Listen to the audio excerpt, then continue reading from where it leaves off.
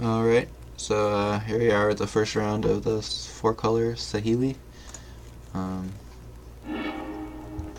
I just saw it on Goldfish and thought it looked fun, so I threw it together with the last few cards I didn't have. We have a very good opening hand here, obviously. It's got some early game and half the combo. So opponent plays a Horizon Canopy, Hierarch, which probably means they're on the green-white value deck, which is what it turns out they're on. It seems like it would be a good matchup. Obviously they can just lock you out of the game sometimes. But we have ways to stop that from happening. So anyways, he plays a second Hierarch, attacks for 2. The game stops. Continuing on. So this start is actually quite scary from him. I don't know at this point that he is actually going to miss his land drop. So he's obviously he kept it on the back of double Hierarch. Finally the game decides it'll let me show you the rest of the match here. There we go. Alright, so I'm going to put my bird in here, and now that I know my opponent, basically you start thinking about Path to Exile, essentially, because that's the way they're going to be interacting with you. Yes, we want to do this.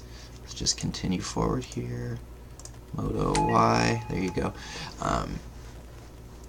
So it just doesn't like the Aether Vials, apparently. I'm just going to go through here. So at this point I'm wanting to maximize how much I can capitalize on the opponent missing land drops. So obviously anytime you've got a Planeswalker, you want to know how likely it is that they can kill it on their own turn. He can't kill my Saheeli, most obviously. There, a removal spell, a land, and a couple more Hierarchs, would clear the way, but then I ended up nissing into something I can vial down to block, so it's perfect. He hits the land drop, which gives him Coco mana, so he declines to attack at all. Into my open vial, I vial down the Wall of Omens and draw something that makes it obvious I want to uptick my vial. So the first thing I do is, let's see, I just draw into the Finks. So he does have the Coco. There was no real way for me to force him to do anything else. I couldn't make him have to path anything this turn. So his Coco doesn't hit very hard. Obviously, having more mana is good for him. But the Eidolon is workable. You can work around that pretty easily with Aether Vial. So I'm just clogging up the ground while getting in the air, and he's already had to shock and damage himself down to 13. Saheeli upticks, small little increments of damage. I Coiling Oracle. Oh, I plus the Saheeli to see what I got. It's a Restoration Angel on top, so I Coiling Oracle into it. He Coco's a good Coco this time, but it's still not stopping me from doing what I'm actually ultimately trying to do here.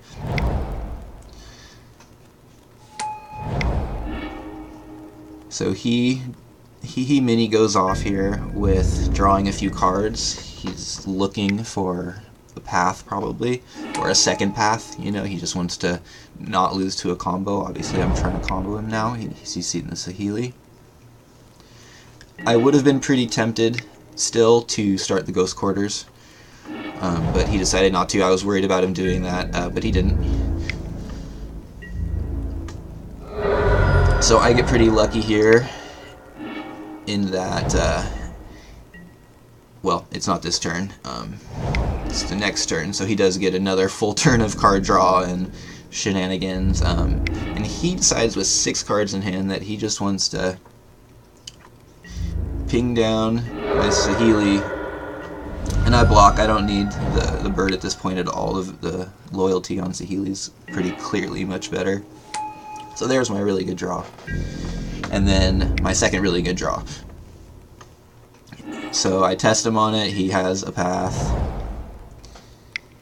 We give him the turn because we don't want to play a legendary type card, and we have the Aether Vial to surprise him.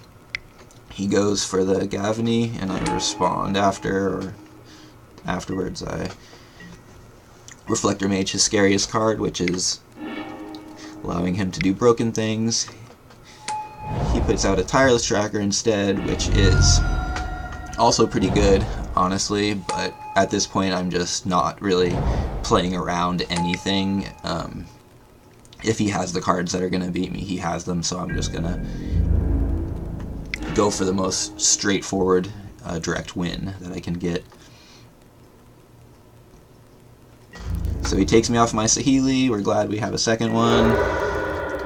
I'm going to fetch the last of my lands. That may be my last non-fetch land, I believe I realized at that point. It's like all my lands were in play. And boom, we draw the combo. So the first part of this is thinking about what to do. I didn't uptick my Vial to 4 because I wasn't dead yet if I drew another Reflector Mage or a Flicker Wisp. And having it at 3 is just so good. Obviously, I wished I had done it at 4 at that point, but it didn't really matter with all the mana I have anyway. Once I realized that my only other route was to do this, I had to Saheeli Ray Reflector Mage so I could cast 2 spells. He pretty much shows me that he has to dig now. He has the mana to draw his path, so I get really lucky here, and he doesn't have the path. And I win. So game 2, I guess that's a spoiler, I win this one. But we have another Vial in the opener, so we're feeling lucky, feeling good. We've got the Oath of Nissa to dig for whatever piece we feel is the most valuable, and then 2 fellow Guardians to flicker it. So basically, if he isn't heavy on paths, we feel like we're about to look through like 11 cards in the next 2 turns for something we have 4 of in the deck. So we're feeling like this is a combo game. I may have mulliganed in one of these games to, what is this, turn 3? 1, 2, 3, 4, 5, 6, 7. No, I didn't mulligan in this one. No, I had great openers in both ones.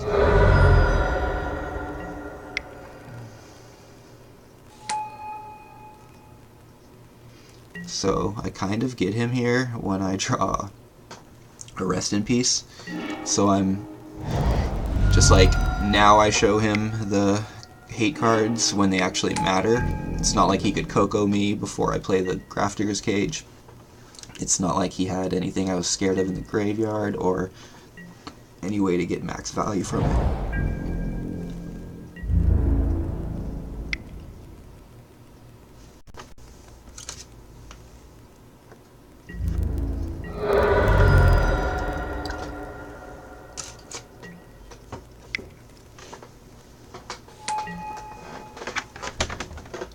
So he plays a tracker with 1 mana up.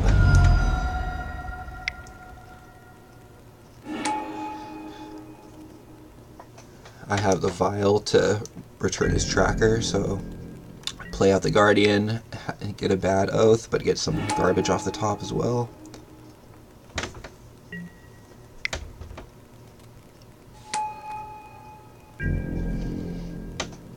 So now that he can't play his tracker again, he plays an Azusa, but doesn't have any lands.